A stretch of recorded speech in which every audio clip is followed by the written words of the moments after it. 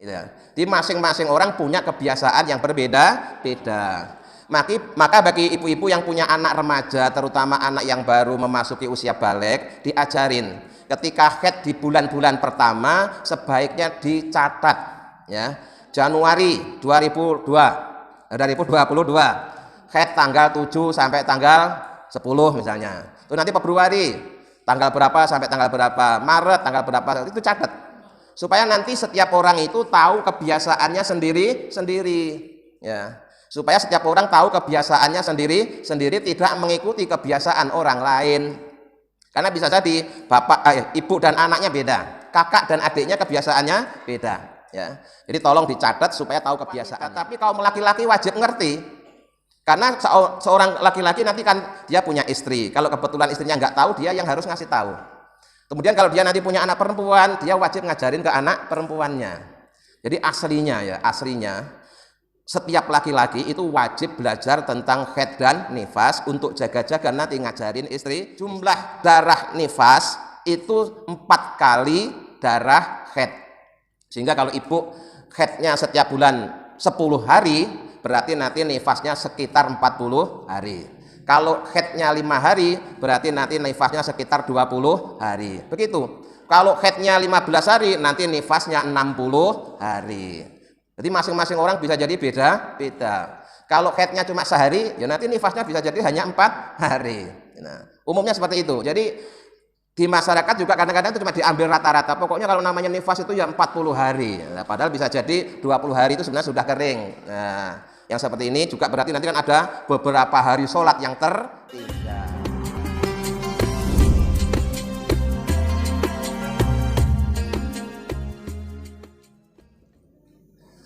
Assalamualaikum warahmatullahi wabarakatuh. Bismillah, alhamdulillah alladzi faqaha fid dinihi man istafahu minal anam wa hada man irtadahu li fahmi ma syara'ahu minal ahkam. Ahmaduhu ala jami' nu'amaihi wa askuruhu ala tazayyidi alaihi. Asyhadu an la ilaha illallah wahdahu la syarika lahul malikul alam wa asyhadu anna sayyidana Muhammadan abduhu wa rasuluhu sayyidul anam, amma ba'du. Ibu-ibu yang kami muliakan, puji dan syukur selalu kita haturkan kepada Allah Subhanahu wa taala atas limpahan nikmat, taufik dan hidayahnya. Pagi hari ini kita bisa bertemu kembali dalam rangka bersama-sama bertolabul ilmi. Mudah-mudahan kehadiran kita di tempat yang mulia ini dicatat sisi Allah sebagai tambahan amal ibadah yang bawa manfaat maslahah fid dini wa dunya wal akhirah. Amin ya rabbal alamin. Shalawat dan salam semoga senantiasa dilimpahkan kepada junjungan kita Nabi besar Muhammad sallallahu alaihi wasallam, karena beliaulah yang senantiasa kita harapkan syafaatnya kelak di hari kiamat. Ibu-ibu yang kami muliakan, pagi ini sebelum kita melanjutkan kajian kitab Fathul Qorib, terlebih dahulu ada permintaan dari saudara kita, permohonan doa sehubungan dengan hajatnya yang akan menunaikan ibadah umroh, yaitu Ibu Nurmala dan Iqbal Nur Hanifah Lubis. Kita doakan semoga selalu dalam lindungan Allah, diberikan kesehatan lahir dan batin, kelancaran dan bisa menunaikan ibadah umroh dengan sempurna, menghasilkan umroh yang makbulah atau umroh yang makburah. Selain itu juga kirim doa untuk almarhum Husain Saleh bin Muhammad Soleh, almarhumah Hajah Husnah binti Abdul Roni, kemudian almarhum Haji Yusram Guruh Lubis bin Abu Hamzah Lubis, Hanifah Lubis. Kita doakan semoga almarhumah diampuni dosa-dosanya, diterima amal ibadahnya.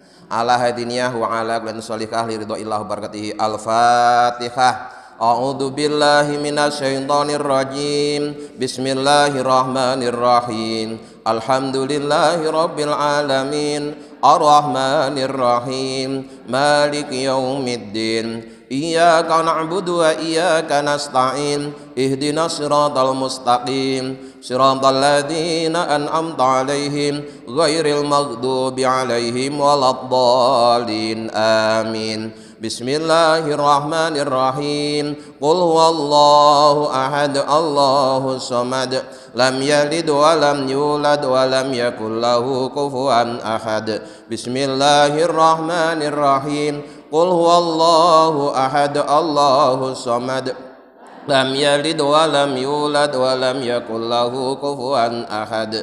Bismillahirrahmanirrahim. Qul huwallahu ahad, Allahus samad, lam yalid wa lam yulad wa lam yakul lahu kufuwan ahad. La ilaha illallah wallahu akbar walillahil hamd. Bismillahirrahmanirrahim. Qul a'udzu birabbil falaq min syarri ma khalaq wa min syarri ghasikin idza waqab wa min syarri nafasati fil 'uqad wa min syarri hasidin idza hasad. La ilaha illallah wallahu akbar walillahil hamd. Bismillahirrahmanirrahim.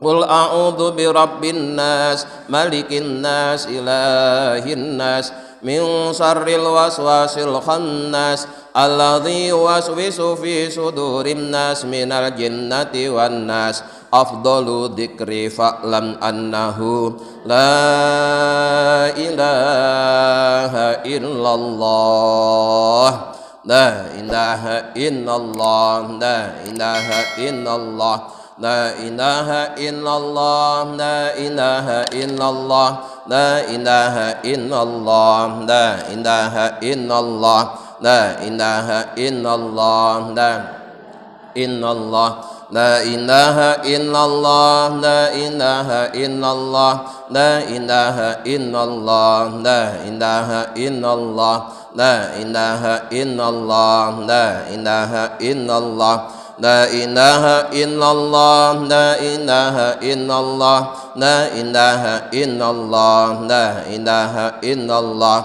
la ilaha illallah, la illallah. La ilaha illallah, la ilaha illallah, la ilaha illallah, la ilaha illallah, la ilaha illallah, la ilaha illallah, la ilaha illallah, la ilaha illallah, la ilaha illallah, la ilaha illallah, la ilaha illallah, la ilaha illallah Muhammadur Rasulullah sallallahu alaihi wasallam. Allahumma sholli ala sayyidina Muhammad wa ala ali sayyidina Muhammad. Alhamdulillahi rabbil alamin. Allahumma la tata' lana fi maqamina hadza dzamban illa ghafartah wa la aiban illa satartah wa la hamman illa farajtah wa la ghamman illa kasaftah wa la dainan la qadaitah wa la sa'ilan illa ataitah wa la ta'iyan la jabatah wa la maridan illa safaitah wa la jahilan la hadaitah wa la aduwan illa khadaltah wa la tariqan illa amintah wa la mustahidan fil khairati la nasartah wa la faqiran illa agnaitah wala asiran illa yasartah wala dayiqan wasatah wala hajatan min hawaijid dunya wal akhirah ya laka ridha wala nafiya salahun la qadaitaha serta ya rabbal alamin. Allahumma taqabbal wa awsil sababa ma qara'nahu minal Qur'anil azim wa mahalalna ila jamil arwahim minal muslimin wal muslimat wal mu'minin wal mu'minat wa khususan khosoh jami arwahim man dzukira asma'uhum. Allahumma ighfir lahum warhamhum wa fihim afanhum. Allahumma la tahrimna ajrahum wa la taftina ba'dahum wa ighfir lana wa lahum bi rahmatika ya arhamar rahimin. Rabbana atina fid dunya hasanah wa fil akhirati hasanah wa qina adzabannar. Subhana rabbika rabbil izzati amma yasifun wa salamun alal mursalin walhamdulillahi rabbil alamin. Al-Fatihah. A'udzu billahi minasyaitonir rajim. Bismillahirrahmanirrahim. Alhamdulillahi rabbil alamin arrahmanir rahim maliki yaumiddin. Iyyaka na'budu wa iyyaka nasta'in ihdinas siratal mustaqim siratal ladzina an'amta 'alaihim ghairil maghdubi 'alaihim waladdallin amin. Alhamdulillah, demikianlah doa yang telah kita laksanakan bersama-sama. Semoga saudara kita yaitu Ibu Nurmala dan Iqbal Nur Hanifah Lubis yang akan menaikkan ibadah umroh selalu dalam lindungan Allah, diberikan kesehatan lahir dan batin, keselamatan dan kelancaran, dan mendapatkan umroh yang mabrurah. Amin ya rabbal alamin. Dan untuk almarhum almarhumah diampuni dosa-dosanya, diterima amal ibadahnya. Baik ibu sekalian, pagi ini kita melanjutkan kajian bulan yang lalu, telah sampai pada bab hal-hal yang mewajibkan untuk mandi besar, artinya mandi untuk menghilangkan hadas besar.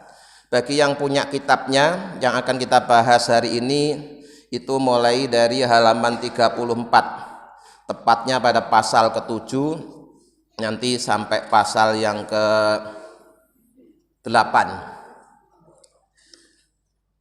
Kemudian di papan tulis itu saya tuliskan sebagian dalil yang jadikan dasar para ulama untuk membuat kesimpulan bahwa ada 6 perkara yang mewajibkan seseorang untuk mandi besar atau mandi untuk menghilangkan hadas besar. Jadi mandi yang kita bahas pagi hari ini itu bukan mandi biasa, tapi mandi dengan niat untuk menghilangkan hadas besar. Pada bagian akhir kajian bulan yang lalu itu telah saya sampaikan bahwa ada 6 perkara yang mewajibkan seseorang untuk mandi dalam rangka menghilangkan hadas besar. Nah, 6 perkara itu yang 3 terjadi pada laki-laki dan perempuan, kemudian yang 3-nya lagi itu khusus terjadi hanya pada kaum perempuan. Nah, 3 hal yang terjadi pada laki-laki dan perempuan, pertama adalah iltiqaul khitanaini, bertemunya 2 khitan. Ini bahasa yang sudah diperhalus ya. Kata lain dari al-jima'u. Bahasa aslinya maknanya bersetubuh, atau bisa diperhalus lagi dengan istilah hubungan suami istri. Ketika seseorang telah melakukan hubungan suami istri kemudian sudah terjadi pertemuan atau senggolan antara khitan laki-laki dengan khitan perempuan, maka wajib untuk mandi walaupun hubungan tersebut tidak sampai pada puncaknya ya. Ini didasarkan pada hadis yang saya tulis di papan tulis. Di hadis yang pertama itu hanya saya potong di bagian akhir karena alasan saya, kalau saya tulis lengkapnya itu ada kalimat yang sepintas tampak pornografi ya, atau porno aksi. Dan memang kita kalau berbicara fikih itu tidak bisa menghindari hal-hal seperti itu. Ini bukan kok saya suka ngomong jorok, bukan, karena memang harus diomongin ya. Harus diomongin. Kalau tidak diomongin ya nggak ngerti. Dan nanti masalah seperti ini juga pernah terjadi di zaman Rasulullah. Nanti di hadis yang kedua ya. Di hadis yang pertama itu saya ringkas dengan kalimat begini. Ketika seorang suami istri telah melakukan anu, maka wajib mandi ya. Faqat wajabal ghuslu wa ilam yungzil. Walaupun hubungan suami istri itu tidak sampai menjadikan dia keluar mani. Ketika telah terjadi senggolan antara khitan laki-laki dan perempuan, maka wajib untuk mandi kedua-duanya, baik yang laki-laki maupun yang perempuan.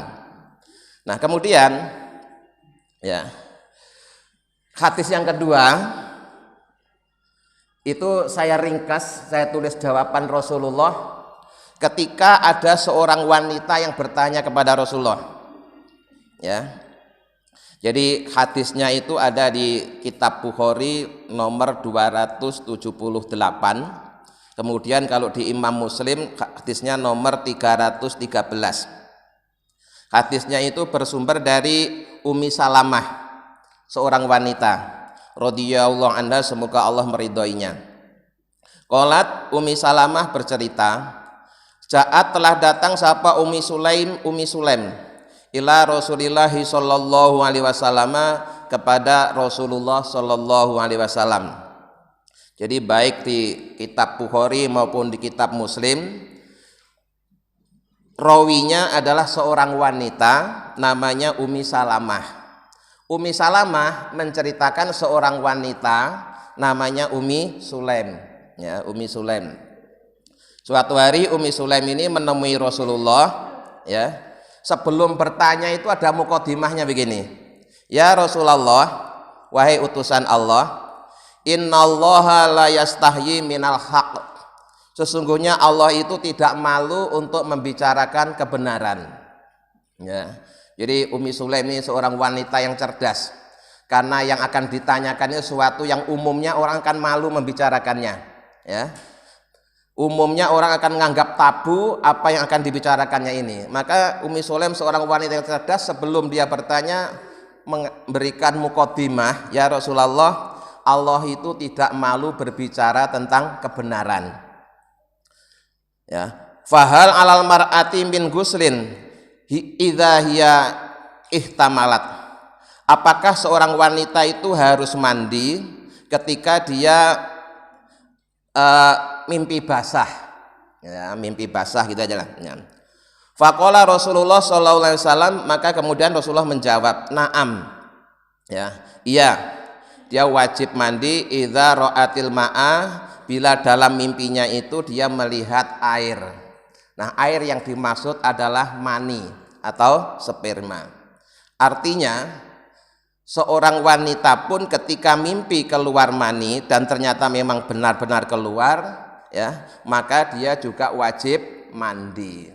Yang ini, ya, di hadis tadi itu yang bertanya seorang perempuan, tanyanya kepada seorang laki-laki, yaitu Rasulullah. Maka didasarkan hadis ini, itu seorang laki-laki boleh mengajari fikih kepada para ibu-ibu. Ya, karena dulu, ya, ibu-ibu kalau nanya tentang haid, tentang nifas, tentang hubungan suami istri juga kepada Rasulullah. Ya. Tapi memang sebaiknya itu, ya, ada ustazah khusus gitu ya, karena yang dibicarakan itu masalah yang sangat pribadi sebenarnya. Ya. Tapi kenyataannya memang di zaman Rasulullah pun juga para ibu-ibu itu kalau berbicara atau bertanya tentang masalah khusus wanita, itu tanyanya juga kepada seorang laki-laki, kepada Rasulullah. Kadang-kadang lewat istri Rasulullah itu. Nah, jadi hubungan suami istri walaupun tidak sampai keluar mani itu mewajibkan mandi. Begitu juga keluar mani, baik keluarnya karena hubungan suami istri atau karena sebab lain, misalnya karena bermimpi atau karena sebab-sebab yang lain, ya. Banyak selain mimpi dan hubungan suami istri itu masih ada hal-hal lain yang bisa menjadikan seorang itu keluar mani, ya. Makanya ada larangan porno aksi, pornografi itu karena ada sebagian orang yang wattnya ini masih tinggi, itu baru lihat itu sudah keluar. Maka hal-hal yang seperti itu kemudian dilarang, ya. Jadi tidak mesti karena hubungan suami istri baru keluar mani atau karena mimpi, tapi juga karena ada sebab-sebab yang lain. Nah, apapun sebabnya, ketika telah keluar mani maka wajib mandi. Nah, nanti cara mandinya di bab berikutnya. Kemudian baik hubungan suami istri keluar mani ini bisa terjadi pada laki-laki maupun perempuan. Maka di hadis berikutnya itu pertanyaan dari laki-laki. Nah, yang di situ saya tulis jawaban Rasulullah yang ringkas, yaitu la ghusla alaih. Ini ceritanya begini, ya. Di hadisnya ditulis oleh Abu Dawud nomor 236 dan imam-imam hadis yang lain. Nah, ini hadisnya bersumberkan dari Aisyah radhiyallahu anha, dari salah seorang istri baginda Rasulullah sallallahu alaihi wasallam. Qalat Sayyidatina Aisyah berkata, suila telah ditanya siapa Rasulullah sallallahu alaihi wasallam anir rajuli, tentang seorang laki-laki yajitu yang mendapati al-balala basah, walayat kuru dan tidak menyebutkan ihtilaman disebabkan karena mimpi. Faqala yaghtasilu, maka dia harus mandi. Wa anir rajuli dan ditanya tentang seorang laki-laki yaro, ya, yang melihat anna qadih talama, sungguh dia telah bermimpi, wala yajidil balala, tetapi dia tidak mendapati basah-basah. Faqala, kemudian Rasulullah menjawab, la ghusla alaihi, ya, dia tidak wajib mandi. Jadi menariknya begini, ya. Kalau hadis yang pertama tadi itu yang meriwayatkan seorang wanita, yang diceritakan juga seorang wanita. Kalau hadis kedua ini itu yang menceritakan seorang wanita, yang diceritakan tentang seorang laki-laki. Dan ini wanita yang dimaksud di hadis ini adalah Sayyidatina Aisyah radhiyallahu anha, ya. Salah seorang istri baginda Rasulullah yang paling banyak meriwayatkan hadis itu adalah Sayyidatina Aisyah. Maka inilah rahasianya mengapa dulu Rasulullah menikahi Aisyah sejak masih remaja. Banyak orang-orang yang anti Islam, ya, bahkan kadang-kadang orang Islam pun juga ikut-ikutan mengkritik Rasulullah ketika Rasulullah menikahi Aisyah. Karena dalam sejarah terkenal bahwa Aisyah itu dinikahi Rasulullah ketika masih statusnya remaja atau anak-anak. Nah, orang-orang yang mengkritik ini dia tidak tahu rahasianya, ya, tidak tahu. Kemudian dia hanya pakai tolok ukur cara berpikirnya LSM, ya, yang kadang-kadang aktivisnya itu bukan orang Islam. Terus orang Islam sendiri karena kebodohannya ikut-ikutan mengkritik gitu. Padahal begini, Rasulullah menikahi Sayyidatina Aisyah itu pertama berdasarkan rekomendasi langsung dari Allah, ya. Yang kedua, hikmahnya adalah Aisyah ini seorang wanita yang sangat cerdas, memorinya sangat kuat. Maka dia didesain untuk menjadi istri Rasulullah dengan hikmah untuk merekam ilmu-ilmu dari Rasulullah, ya, yang tidak bisa didapatkan oleh sahabat yang lain. Kalau sahabat laki-laki itu hanya bisa ngambil ilmu dari Rasulullah maksimal sampai ruang tamu, ya, sampai ruang tamu. Tapi kalau istri Rasulullah itu bisa ngambil ilmu dari Rasulullah tidak hanya di ruang tamu, di kamar tidur, di kamar mandi, di dapur itu bisa, ya. Jadi ini perlu dicatat, diingat supaya kita tidak ikut-ikutan mengkritik Rasulullah telah menikahi anak kecil, ya. Karena sesungguhnya ini sudah didesain oleh Allah bahwa Aisyah ini seorang wanita yang sangat cerdas, ingatannya kuat, dinikahi Rasulullah ketika masih muda atau anak-anak dengan maksud untuk merekam ilmu dari Rasulullah yang tidak bisa didapatkan oleh sahabat yang lain. Karena kalau sahabat yang lain paling dekat kan nyampe ruang tamu. Tapi kalau Aisyah bisa meriwayatkan hadis yang terjadi di kamar tidur, bisa menceritakan kejadian di kamar mandi bersama Rasulullah, bisa menceritakan kejadian di dapur, itu Aisyah, ya. Maka dalam kitab hadis yang ditulis oleh Imam Hambali, kitab Musnad Imam Ahmad bin Hambal, itu kitabnya lengkapnya ada 14 jilid. Itu ada yang 1 jilid lebih, itu hadis semuanya yang meriwayatkan Aisyah, ya. Ada 1 jilid lebih yang semuanya yang meriwayatkan Aisyah. Dan semua hadis-hadis yang diriwayatkan oleh Aisyah ini hadis-hadis yang sifatnya sangat pribadi, ya, sangat pribadi. Jadi mulai sekarang bagi yang pernah ikut-ikutan ngeritik Rasulullah harus istighfar, ya, harus istighfar. Ya, dia tidak tahu rahasianya mengapa dulu Rasulullah menikahi Aisyah sejak masih anak-anak. Karena dia sangat cerdas, ingatannya sangat kuat sehingga disiapkan oleh Allah untuk merekam ilmu dari Rasulullah, baik yang terjadi di kamar tidur, di kamar mandi, di dapur maupun di tempat-tempat yang lain. Nah, termasuk ini kan sebenarnya masalah yang sangat sensitif, ya. Masalah yang apabila kita tidak tahu duduk perkaranya akan menganggap tabu atau malu. Jadi Aisyah meriwayatkan ada seseorang yang bertanya kepada Rasulullah tentang seorang laki-laki ya yang dia mendapati anunya itu basah, artinya basah karena keluar mani. Apakah dia wajib mandi?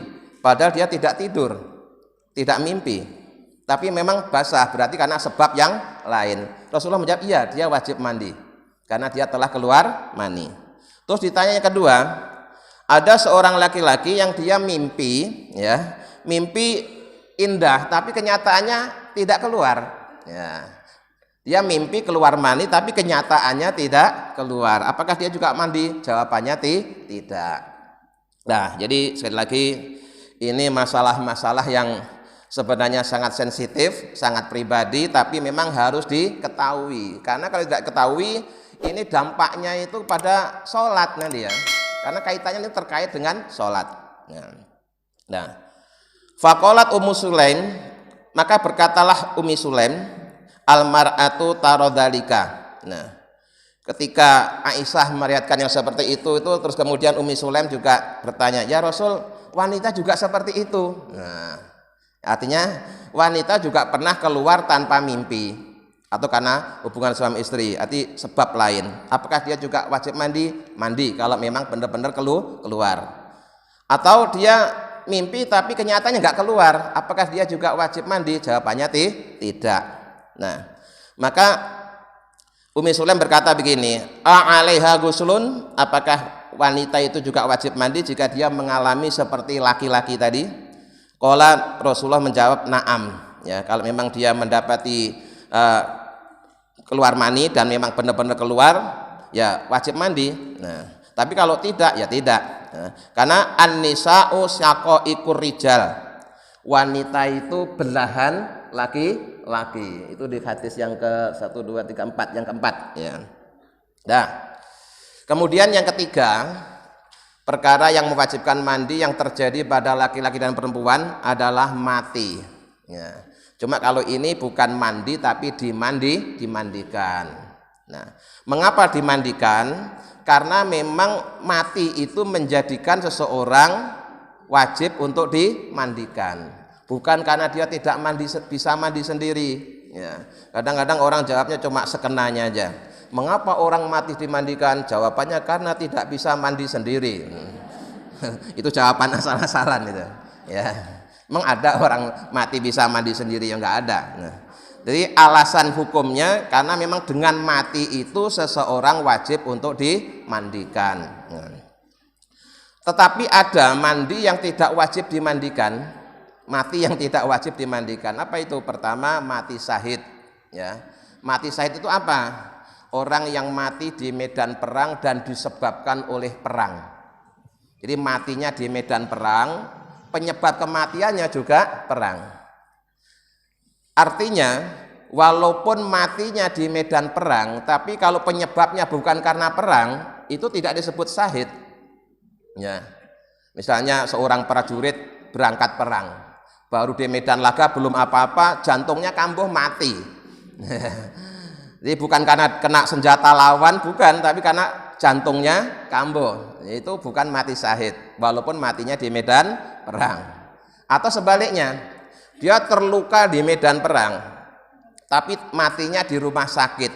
Yang rumah sakitnya itu di tempat yang sudah di luar area perang. Ya, misalkan dia perangnya di Indonesia, luka parah, diobati di rumah sakit Singapura. Nyampe Singapura terus mati. Apa yang mati syahid? Jawabannya tidak. Kenapa? Matinya sudah di luar area perang. Nah, perang-perang yang diceritakan dalam kitab fikih ini adalah perang yang sifatnya masih tradisional. Artinya perang yang langsung berhadapan-hadapan dengan lawan, orang ketemu orang gitu. Nah, kalau sekarang perang itu sudah tidak orang ketemu orang lagi, senjata ketemu senjata gitu. Jadi perang di zaman sekarang sudah sulit untuk dikendalikan ya. Padahal dalam aturan perang itu tidak boleh membunuh anak kecil, tidak boleh membunuh wanita, tidak boleh membunuh yang bukan tentara. Itu aturan dulu bisa ditaati karena dulu perangnya secara langsung. Nah, kalau sekarang bom kalau meledak kan nggak milih-milih. Ya. Bom kalau meledak nggak bisa milih-milih. Siapapun yang ada di sekitarnya kena semua. Jadi dengan demikian perang di zaman sekarang itu perang yang sadis, perang yang tidak berperadaban, karena korbannya tidak bisa memilih atau siapa saja bisa terkena. Jadi mati syahid dengan kriteria mati karena perang disebabkan perang atau dan di medan perang itu tidak wajib dimandikan, akan tetapi langsung dikafani apa adanya, bahkan tidak perlu disolatkan, langsung dikuburkan. Kemudian ada juga ini ya, mati yang memang dia belum pernah sempat hidup di dunia, artinya bayi yang mati di kandungan ya, itu juga tidak perlu dimandikan ya, cukup dikafani langsung dikuburkan gitu aja, bacain doa bolehlah, tapi tidak perlu disolatkan, kecuali kalau dia sudah pernah hidup di dunia walaupun sebentar ya. Jadi kalau dia pernah hidup di dunia walaupun sebentar, misalkan lahir sempat nangis atau sempat bergerak terus nggak lama kemudian mati, itu tetap wajib dimandikan. Tapi kalau matinya sudah terjadi di dalam kandungan sehingga ketika keluar sudah dalam kondisi mati, itu juga tidak perlu dimandikan. Nah, kemudian yang ketiga, yang keempat, yang tiga berikutnya maksudnya keempat sampai keenam itu khusus terjadi hanya pada kaum wanita. Ya. Pertama yaitu ketika haidnya telah tuntas. Ya. Jadi ketika haidnya telah tuntas maka seseorang harus segera mandi, karena bila tidak nanti resikonya akan ada sholat yang tertinggal. Nah, nanti sebenarnya di bab berikutnya itu ada bab khusus membahas tentang darah yang keluar dari kaum wanita. Di sini hanya disinggung sebagian saja, bahwa haid itu adalah darah yang keluar dari kaum wanita setelah berumur sekitar 9 tahun. Sekitar 9 tahun, jadi tidak mesti 9, bisa kurang sedikit, bisa lebih sedikit. Kemudian keluarnya itu rutin setiap bulan ya. Keluarnya rutin setiap bulan dan keluarnya bukan karena sakit. Kalau karena sakit nanti beda lagi. Nah, terus keluarnya dari mana? Keluarnya melalui kelaminnya. Ini perlu saya jelaskan ya, darah yang keluar dari rahimnya seorang wanita, supaya nanti kita nggak salah paham. Misalkan mimisen terus dikira wajib mandi ya. Padahal mimisen kan keluarnya lewat di hidung. Nah, atau misalkan muntah darah wajib mandi. Kenapa keluar darah dia? Nah, keluarnya lewat mana? Lewat mulut. Nah, atau lewat telinga, atau demam berdarah. Tidak seperti itu. Jadi darah yang keluar dari rahim seorang wanita ya, kemudian kejadian itu ketika wanita telah berumur sekitar 9 tahun, rutin setiap bulan dan dalam kondisi sehat. Karena nanti kalau dalam kondisi sakit nanti lain lagi, namanya bukan haid, namanya istihadhah. Nah, kemudian masa keluarnya darah setiap bulan ini setiap orang beda-beda. Dalam fikih itu dijelaskan bahwa paling sedikit itu sehari semalam atau 24 jam. Jadi kalau ada wanita haidnya hanya sehari semalam itu normal, ya itu sah. Karena memang ada sebagian wanita yang haidnya hanya sehari semalam. Kemudian umumnya, sekali lagi umumnya tidak mesti sama, antara 6 sampai 7 hari, maksimal ya, maksimal 15 hari ya, maksimal 15 hari. Nah, di masyarakat umum itu terkadang dia taunya pokoknya kalau haid itu seminggu. Nah, gitu. Lah ini bahaya sekali itu. Sehingga dia ngitungnya pokoknya seminggu. Kalau belum seminggu dianggap belum mampet. Padahal bisa jadi orang itu haidnya hanya sehari, hanya 2 hari, hanya 3 hari, hanya 4 hari gitu. Di masing-masing orang punya kebiasaan yang berbeda-beda. Maka bagi ibu-ibu yang punya anak remaja, terutama anak yang baru memasuki usia balik, diajarin ketika haid di bulan-bulan pertama sebaiknya dicatat ya. Januari 2022 haid tanggal 7 sampai tanggal 10 misalnya. Terus nanti Februari tanggal berapa sampai tanggal berapa, Maret tanggal berapa, itu catat. supaya nanti setiap orang itu tahu kebiasaannya sendiri-sendiri, ya. Supaya setiap orang tahu kebiasaannya sendiri-sendiri, tidak mengikuti kebiasaan orang lain. Karena bisa jadi ibu dan anaknya beda, kakak dan adiknya kebiasaannya beda, ya. Jadi tolong dicatat supaya tahu kebiasaannya.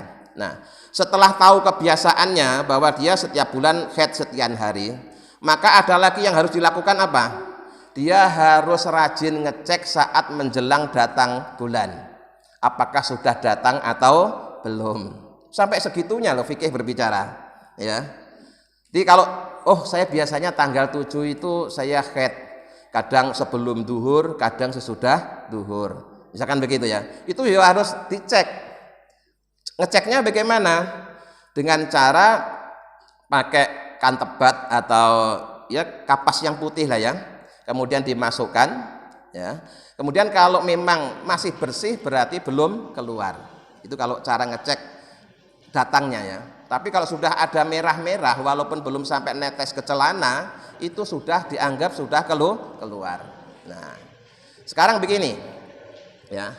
Misalnya hari ini itu duhurnya jam 12 lebih 15 menit misalnya.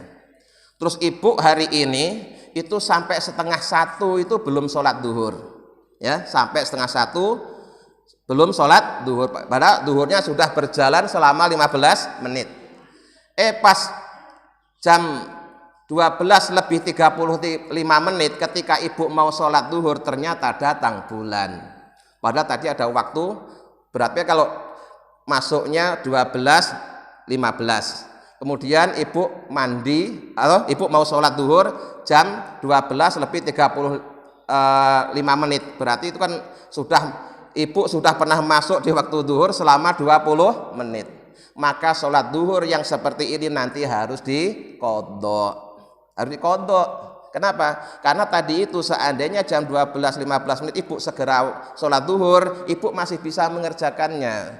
Gara-gara ditunda-tunda, mau pas sholat ternyata keduluan datang bulan, maka sholat duhur yang seperti ini harus diqodho. Nah, itu satu ya. Yang kedua juga harus rajin ngecek saat mau selesai, ya. Ini sudah mampet betul apa belum? Itu juga harus dicek. Caranya sama dengan tadi itu, ya. Misalnya ngeceknya itu kebetulan itu di akhir waktu asar, misalnya ya, di akhir waktu asar. Ini 15 menit lagi itu sudah maghrib, ya, 15 menit lagi sudah maghrib. Ternyata pas ibu cek sudah mampet. Nah, waktu 15 menit itu untuk mandi dan bersuci kan cukup. Maka ibu harus segera mandi, ya, segera bersuci kemudian sholat asar, karena 15 menit masih cukup loh. Nah, jangan terus tanggung nanti aja maghrib. Nah, berarti dia sudah nggak sholat asar gitu loh. Jadi sampai serumit itu, ya, sampai serumit itu terkait masalah haid dan nifas karena kaitannya dengan sholat. Kalau soal melayani suami dan lain sebagainya itu kan masih bisa ditunda, tapi kalau sholat tuh nggak bisa ditunda. Jadi ibu yang punya anak remaja yang baru haid harus cerewet. Ayo, udah mampet apa belum? Gitu. Ayo, harus sudah. Kalau memang sudah mampet harus dianjurkan untuk segera mandi, segera sholat. Nah, jangan belum mah. Nah, tanggung. Akhirnya semakin banyak sholat yang ditinggal. Lah kalau setiap bulan dia ninggal 2 waktu aja, 2 bulan kan sudah 4 waktu. Ya, setahun udah berapa waktu itu? 5 tahun udah berapa waktu? Loh, banyak banget sholat yang ditinggal. Nah, itu makanya perlunya ya kita untuk memahami masalah haid dan nifas. Jadi haid dan nifas itu memang terjadi pada kaum wanita, tapi kaum laki-laki wajib ngerti. Karena seorang laki-laki nanti kan dia punya istri. Kalau kebetulan istrinya nggak tahu, dia yang harus ngasih tahu. Kemudian kalau dia nanti punya anak perempuan, dia wajib ngajarin ke anak perempuannya. Jadi aslinya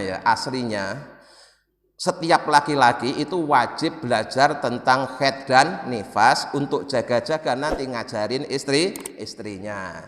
Ya kalau kebetulan istrinya itu aktivis majelis taklim, terus di majelis taklim sama ustadzahnya sudah dijelaskan keenakan suaminya itu sebenarnya, ya nggak pernah ngajarin masalah ibadah kepada istrinya.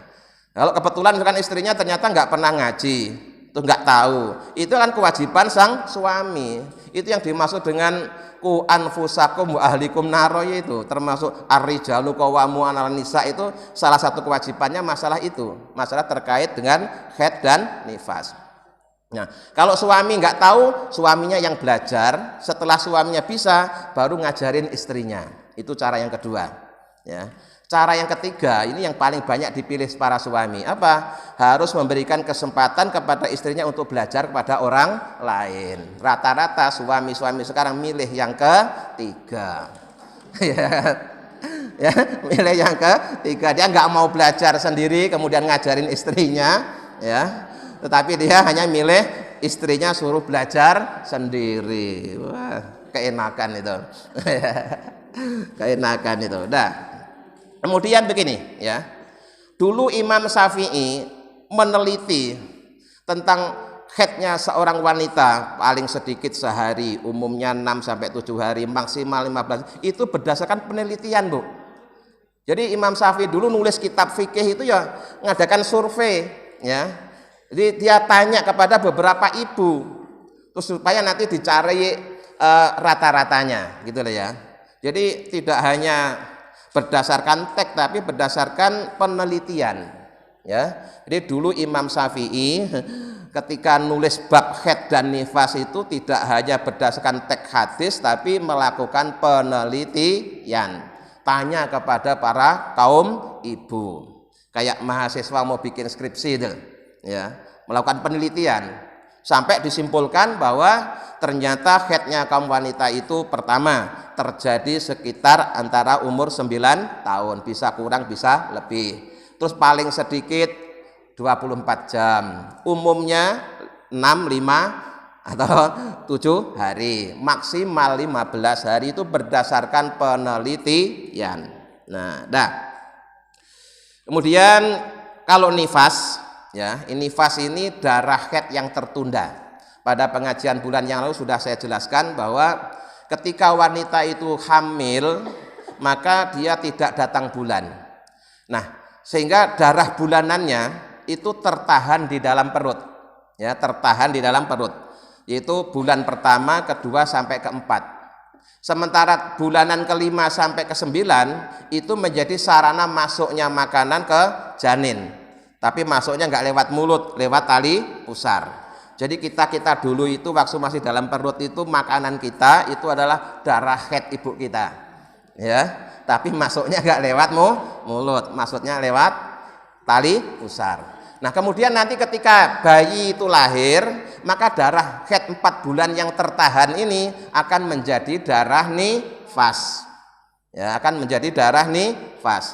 Maka umumnya, sekali lagi umumnya, ya, bukan kepastian, jumlah darah nifas itu 4 kali darah haid. Sehingga kalau ibu haidnya setiap bulan 10 hari, berarti nanti nifasnya sekitar 40 hari. Kalau haidnya 5 hari, berarti nanti nifasnya sekitar 20 hari. Begitu. Kalau haidnya 15 hari, nanti nifasnya 60 hari. Jadi masing-masing orang bisa jadi beda-beda. Kalau haidnya cuma sehari, ya nanti nifasnya bisa jadi hanya 4 hari. Nah, umumnya seperti itu. Jadi di masyarakat juga kadang-kadang itu cuma diambil rata-rata. Pokoknya kalau namanya nifas itu ya 40 hari. Nah, padahal bisa jadi 20 hari itu sebenarnya sudah kering. Nah, yang seperti ini juga berarti nanti kan ada beberapa hari sholat yang tertinggal. Nah, jadi sekali lagi, walaupun haid dan nifas itu yang mengalami seorang wanita, bagi laki-laki wajib hukumnya untuk belajar, untuk ngajarin istrinya.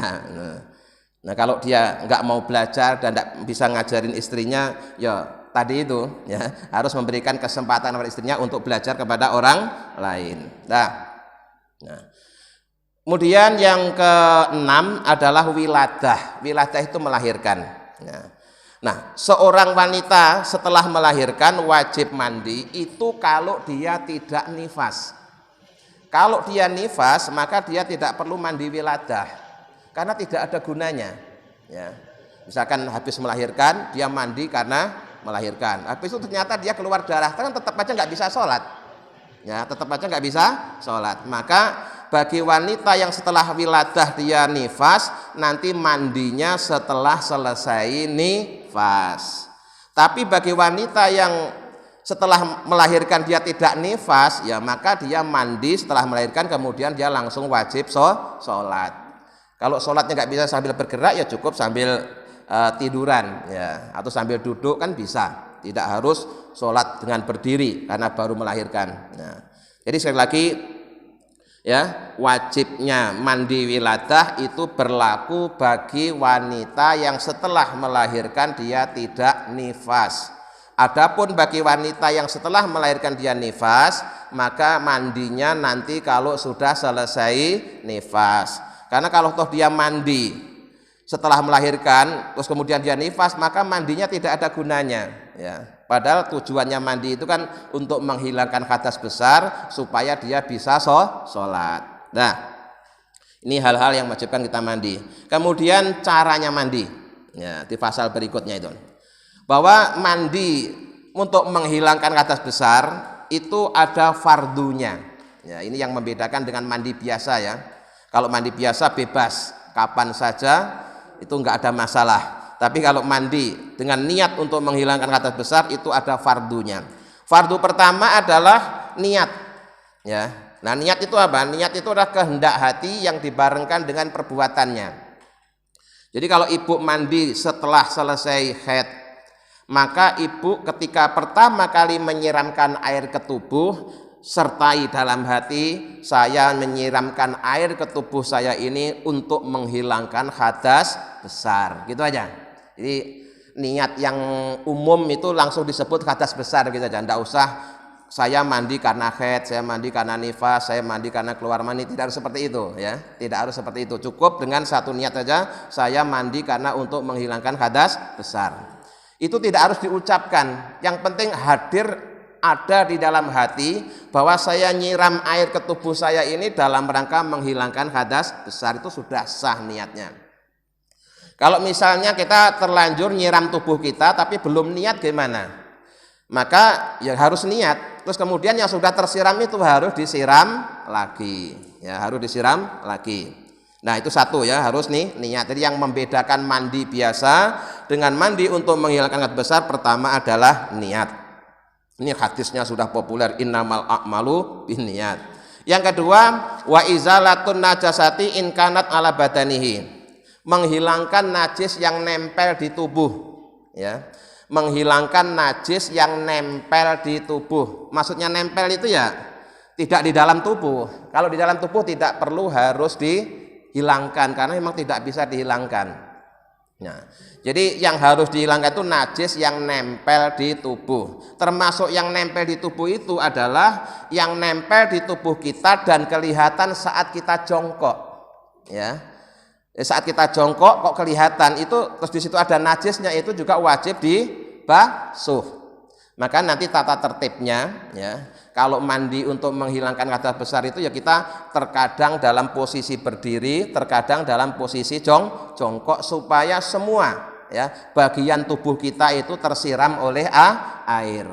Kalau mandinya berdiri terus karena pakai shower, ya, nggak pernah jongkok, nanti ada bagian yang tersembunyi yang tidak terkena air. Padahal itu bagian yang harus kena air. Nah, kalau nanti mandinya nggak sah, rentetannya sholatnya menjadi tidak sah, sampai begitu loh, ya. Jadi yang enak itu, ya, kalau mau mandi cebok dulu, ya. Jadi niat itu, ya. Nanti ada urut-urutannya. Nanti di bab sunahnya mandi nanti ada, ya. Jadi harus menghilangkan semua najis yang nempel, termasuk dianggap najis yang nempel adalah yang kelihatan saat kita jongkok. Nah, kemudian bagaimana kalau seorang anak laki-laki yang belum disunat, kemudian dia meninggal dunia? Nah, itu nanti ada bahasan lagi, ya. Karena bagi laki-laki yang belum disunat itu berarti dia masih membawa najis. Itu kalau dari misalkan ada mayat anak laki-laki yang belum disunat, itu di kalangan ulama memang ada beberapa pendapat. Ada yang mengatakan, oh ya harus disunat dulu, karena kalau nggak disunat nanti najisnya nggak bisa hilang. Nah, ada yang bilang kasihan udah mati masih disunat. Maka kemudian rata-rata ulama ikuti pendapat bahwa cukup ditayamumi. Jadi setelah dimandikan kemudian ditayamumi sebagai ganti dari anggota tubuh yang tidak terkena air karena belum disunat. Itu untuk laki-laki ya, kalau wanita nggak masalah. Nah, kemudian yang ketiga harus ini isolul ma ila jamil sa'ari wal basaroti, mengalirkan air ke seluruh tubuh ya, sampai semua bagian rambut kepala sampai ke telapak kaki, bagian kulit telapak kaki semuanya harus terkena air. Makanya bagi ibu-ibu yang mungkin rambutnya digelung ya, kemudian kalau tidak dibongkar nanti dikhawatirkan tidak terkena air ya, ketika mandi harus dibongkar. Nah, kalau ibu-ibu zaman sekarang itu enak mandinya. Kenapa? Rata-rata rambutnya pendek ya. Wanita zaman sekarang rata-rata rambutnya pendek, gampang rawatnya gitu loh ya. Tapi kalau zamannya ibu saya dulu itu wanita rata-rata rambutnya itu ya sampai punggung ya. Sehingga digelung. Lah itu kalau digelung begitu mandi kalau nggak dibongkar kan ya nggak kena air. Nah, sehingga dulu itu wanita itu ya agak susah, rambutnya panjang, mandi harus basah semua. Kemudian untuk ngeringin rambut zaman dulu kan belum ada ya. Belum ada, jadi lama itu wanita itu untuk bisa nyaman itu lama. Zaman dulu ya, kalau zaman sekarang udah rambutnya pendek-pendek terus sudah punya alat pengering rambut, sudah enak lah pokoknya. Jadi rambutnya semua harus terkena air, kulitnya harus terkena air. Nah, termasuk di bagian-bagian kulit yang tersembunyi, di ketiak, di selangkangan, mungkin yang badannya berlipat-lipat juga di lipatan-lipatan tubuh itu harus semuanya terkena air. Nah itu tiga itu ya, niat, hilangnya najis yang menempel, dan meratanya air pada seluruh tubuh dan kulit. Nah, kemudian sunnahnya. Nah ini sunnahnya.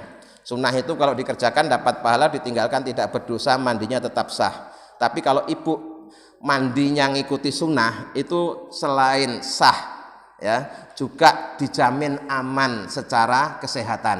Nah, sunnahnya yang pertama ada 5. Yang pertama yaitu baca basmalah ya, baca basmalah dulu ya. Setiap kebaikan hendaknya diawali dengan bacaan basmalah, termasuk mandi besar ini juga kebaikan, maka baca basmalah. Kemudian yang kedua yaitu wudhu dulu ya, wudhu dulu. Sama kayak tadi itu ya, wudhu dulu. Nah ini untuk apa gunanya baca basmalah dan wudhu ini untuk menyiapkan tubuh kita menerima siraman air. Karena begini, terutama bagi orang-orang yang sudah usia ya, itu kalau bangun pagi tubuhnya itu pasti panas ya, tubuhnya panas. Itu kalau kemudian langsung disiram dari atas ke seluruh tubuh itu berbahaya sekali. Bisa stroke ya, kadang bisa jatuh di kamar mandi. Itu karena tubuh kita itu belum siap ya, belum siap, masih ada udara panas yang harus keluar tapi terus kemudian tertahan oleh air. Maka Islam mengajarkan dari dulu kalau mau mandi besar itu wudhu dulu supaya tubuh kita itu siap nerima airnya itu sedikit demi sedikit ya. Jadi anggota wudhunya ini ya dibasuh dulu. Nah, khusus untuk kepala itu belakangan. Nanti ibu bisa merasakan ketika kita nyiram tubuh selain kepala itu nanti di kepala kita itu kayak ada uap yang keluar gitu ya. Ya. Itu nyaman net ya, habis mandi itu terasa nyaman. Tapi kalau ibu masih dalam kondisi bangun tidur tubuhnya masih panas langsung disiram dari atas ke bawah, itu biasanya pusing. Ya, itu kalau masih muda pusing. Kalau sudah tua itu dalam tingkatan yang paling fatal bisa menjadikan stroke. Nah, karena ada uap suhu badan yang panas mestinya keluar terus kena air, bisa meledak. Nah, meledak pecah pembuluh darahnya gitu lah maksudnya. Makanya Islam sudah mengantisipasi hal seperti itu. ya. Jadi kalau mau mandi besar itu diawali dengan baca basmalah dulu, wudu dulu, ya, supaya tubuh kita ini siap menerima siraman air. Ya, beda kalau masih anak-anak itu langsung lompat jebur kolam juga nggak masalah. Tapi kalau yang dewasa janganlah coba-coba seperti itu, bahaya. Ya, tetap ikuti prosedur aja lah, disiram sedikit demi sedikit. Termasuk nanti kalau kita mau memandikan mayit juga begitu, ya. Anggota wudhunya ini dibasuh paling duluan, gitu, dibasuh paling duluan, sehingga nanti sehabis mandi tidak perlu diwudukan lagi. Kenapa? Mayit sudah nggak bisa batal, yang bisa batal itu yang hidup. Nah, kalau orang yang hidup, kalau sebelum mandi dia sudah wudhu dan niat wudhu, ya, kemudian selama mandi dia tidak melakukan hal-hal yang membatalkan wudhu, itu dia juga tidak perlu wudhu lagi sebenarnya. Sah dengan mandi itu seluruh hadasnya sudah hilang. Selama, ya, dengan catatan ketika ketika mandi dia tidak melakukan hal-hal yang membatalkan wudhu.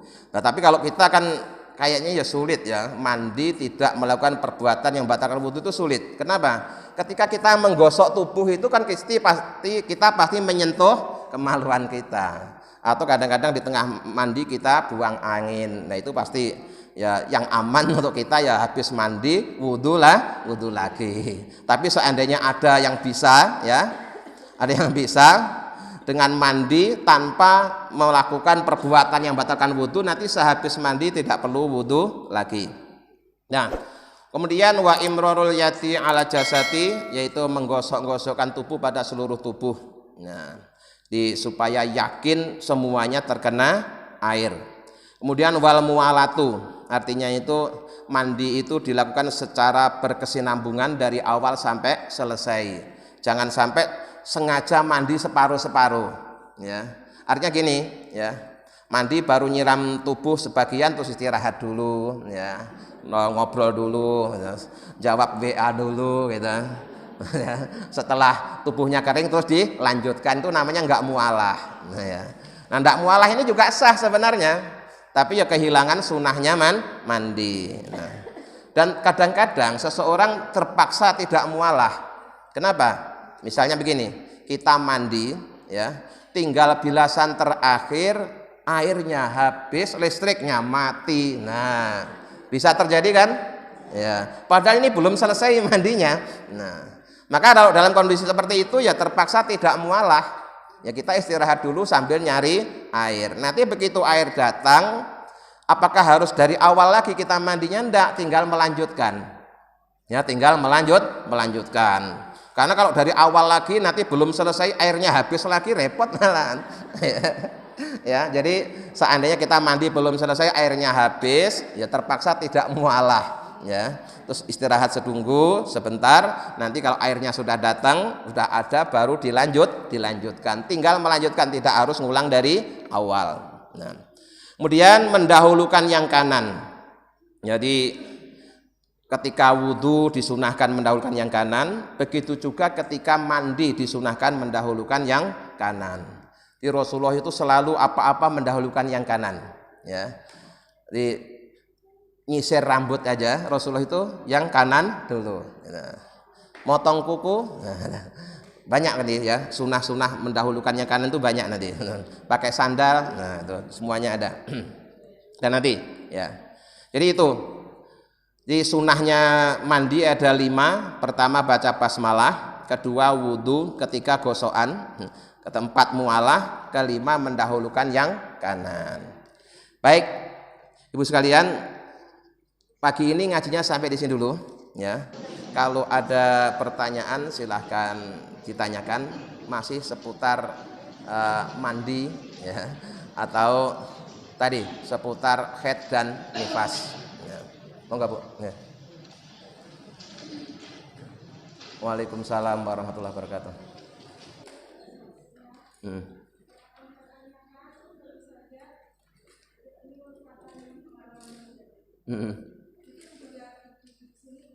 Pernah ngalamin.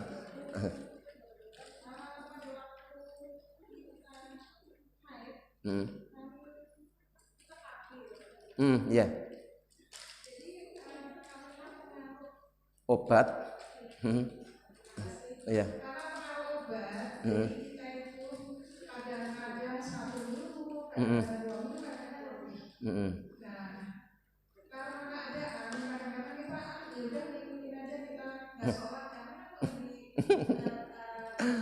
Iya.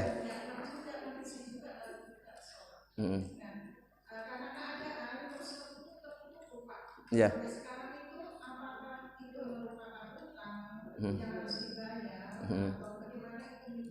Iya. Iya. Ya.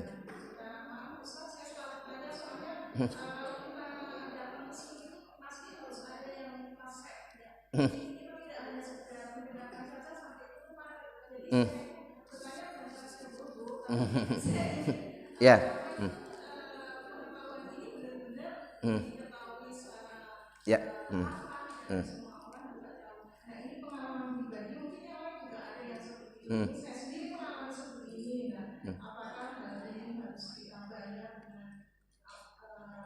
Ya. Ya. Ya. Ya. Ya. Waalaikumsalam warahmatullahi wabarakatuh. Ibu sekalian, ada pertanyaan begini. Ini bisa terjadi pada banyak wanita, bahwa karena sedang memakai alat kontrasepsi maupun karena minum pil KB, ya, akhirnya bulanannya menjadi tidak teratur, ya, menjadi tidak teratur. Nah, pertama tidak teratur dari sisi jumlah harinya, ya. Kemudian bagaimana solusinya? Nah, sebenarnya di dalam kitab yang khusus membahas tentang haid dan nifas, itu yang dijadikan tolok ukur bukan hanya sekedar hari. Ini hari haid, ini hari luar haid, bukan sekedar itu, Bu, tapi sampai warna darah. Ya, sampai warna darah. Jadi dibahas secara rinci sama Imam Syafi'i. Kalau darah haid itu ciri-cirinya warnanya demikian. Terus ketika keluar rasanya demikian, itu sampai segitu, Bu. Ya, sampai segitu, sehingga orang itu jadi tahu ini sama-sama darah, ini darah haid, ini bukan haid. Nah, karena ciri-ciri darahnya juga sudah beda. Jadi memang ini agak sulit ini untuk membedakan warna dan karakter darah ini. Nah, rata-rata orang hanya berpedoman pada jumlah hari tadi itu. Ya, jumlah hari tadi itu. Jadi jumlah harinya ya tadi minimal sehari semalam, umumnya sekitar 6 atau 7, maksimal 15 hari. Nah, maka ibu kalau haidnya tidak teratur, ya, kacau, ya, maka ya harus rajin ngecek dan rajin mencocokkan harinya tadi. Kalau memang ini kejadiannya sudah di luar hari-hari haid, ya, kejadiannya sudah di luar hari-hari kebiasaan haid, maka ibu periksa darahnya, ini darahnya sama dengan darah haid apa tidak. Nah, kalau ternyata tidak, bisa jadi itu darah namanya darah istighadah. Nah, ketika seseorang istighadah itu dia tetap wajib sholat, ya, walaupun keluar darah, tapi karena ini bukan darah haid, dia tetap wajib sholat. Caranya begitu datang waktu sholat, ya dia harus bersih diri, bersuci, ditutup, terus sholat. Caranya begitu. Nah, kemudian bagaimana kalau kita tidak tahu bahwa ternyata dalam diri kita banyak sholat-sholat yang tertinggal karena kita belum tahu atau tidak tahu. Terus kita apakah harus mengganti? Nah, sebenarnya gini, ya. Pada pengajian yang lalu pernah saya sampaikan bahwa untuk kita yang menyadari bahwa kita pernah meninggalkan sholat, baik karena ketidaktahuan kita terkait dengan hukum haid dan nifas atau karena sebab-sebab lain, itu bisa diqodok, Bu.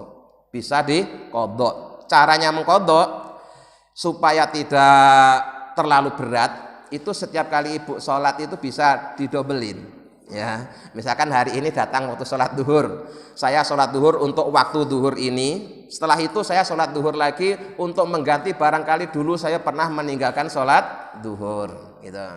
Nanti datang waktu sholat isya atau asar juga begitu.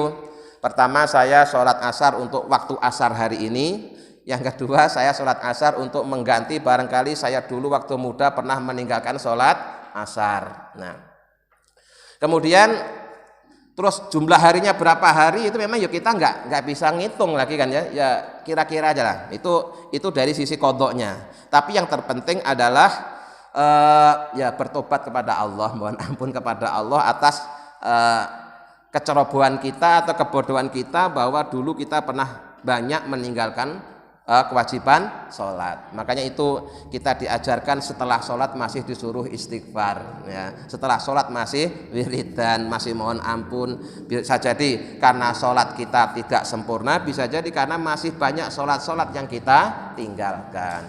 Dan yakinlah Allah Maha Pengampun ya. Allah Maha Pengampun. Baik, selanjutnya nanti hari ini akan ada acara pembagian sembako ya.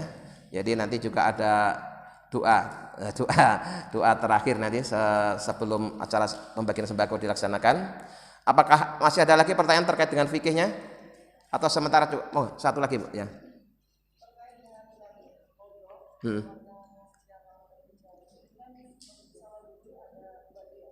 Iya. Iya. Iya. Iya, terima kasih Bu. Gini, sebenarnya gini, menurut ulama yang serius, artinya yang sangat tegas bahwa statusnya qadha itu lebih didahulukan daripada sunnah. Ya, statusnya qadha itu lebih didahulukan daripada sunnah. Sampai ada yang tingkatan ekstrem itu gini, kalau kamu masih punya utang sholat, ndak usah sholat sunnah, cukup mengqadha saja. Sampai segitunya. Ya. Sampai segitu ada. Ya. Ya, boleh. Qadha dulu aja Bu ya. Qadha dulu aja karena status hukumnya lebih utama ya, lebih wajib yang qadha dibanding yang sunnah. Kalau sunnah Ibu tinggalkan kan enggak dosa, tapi kalau qadha ini mengganti hutang kita di masa yang lalu. Jadi saran saya ya sebaiknya qadhanya didahulukan. Nah, sebenarnya habis sholat asar itu kita enggak boleh sholat kan? Habis sholat subuh juga enggak boleh sholat, tapi kalau qadha menjadi boleh. Ya, kalau qadha menjadi boleh. Nah, baik. Sementara itu aja dulu. Insya Allah nanti kalau masih ada waktu kita lanjutkan lagi. Mungkin masih satu kali pertemuan lagi Bu ya sebelum Ramadan. Baik, mudah-mudahan keadaan semakin baik, aman ya. Nah, sehingga nanti kita di bulan Ramadan ini bisa ibadah dengan nyaman. Nah, tapi sebenarnya begini lah ya. Yang dibatasi itu kan hubungan kita dengan sesama manusia. Tapi kalau hubungan kita kepada Allah tidak ada batasnya. Jadi kalau ibu-ibu harus jaga jarak, itu jaga jarak sama sesama manusia saja. Tapi kalau sama Allah usahakan tidak ada jarak. Baik, nanti habis ini kita akan membagikan sembako, maka mari kita doakan mudah-mudahan warga kita yang menyiapkan sembako maupun yang dari Lazis itu diterima oleh Allah sebagai amal soleh ya, menjadi keberkahan buat semuanya. Al-Fatihah. A'udzubillahi minasyaitonirrajim. Bismillahirrahmanirrahim. Alhamdulillahirabbil alamin arrahmanirrahim maliki yaumiddin. Iyyaka na'budu wa iyyaka nasta'in ihdinas siratal mustaqim. Siratal ladzina an'amta 'alaihim ghairil maghdubi 'alaihim waladdallin. Amin. Allahumma shalli 'ala sayyidina Muhammad wa sallim Muhammad alhamdulillahirabbil alamin. Allahumma inna nas'aluka imanan da'ima wa yaqinan shadiqa wa qalban khashi'a wa lisanan dzakira wa rizqan halalan wa ilman nafi'an dan sholihan. Allahumma wa auladana wa dzurriyyatina wa talamidana min ahlil ilmi wa ahlil khair walil ibadah wa la tanayyahu min ahlil jahlil masyah. Rabbana atina fid dunya hasanah wa fil akhirati hasanah wa qina adzabannar. Subhana rabbika rabbil izzati amma yasifun wa salamun alal mursalin walhamdulillahi rabbil alamin. Assalamualaikum warahmatullahi wabarakatuh.